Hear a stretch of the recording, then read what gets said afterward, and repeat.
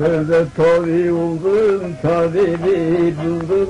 Buldum tabibi ki derdi bende çok. Dertlerin dermanını sen de bildin. Ne hikmet ki senin derdin bende çok. Dertli olan düşünmesin bu uçuna ey.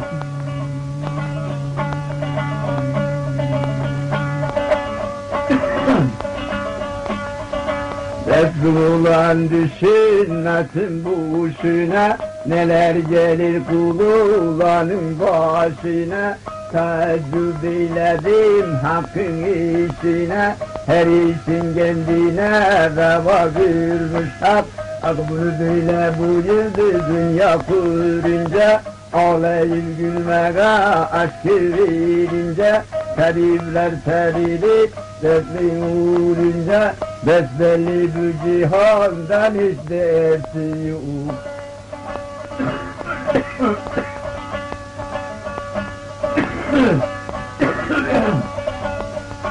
Madad Allah ya Muhammed ya Ali.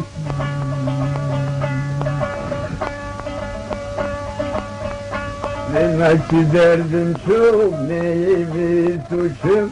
Yaranı su ise tabiben açın. Ehli bir sevgem yoldaş olduğu için. Asibisem finavmi usayak. Velimidir işim ahuzar ise. Tükenmez dertlerim hak sana yar ise. Eğer bu sözümden hata var ise.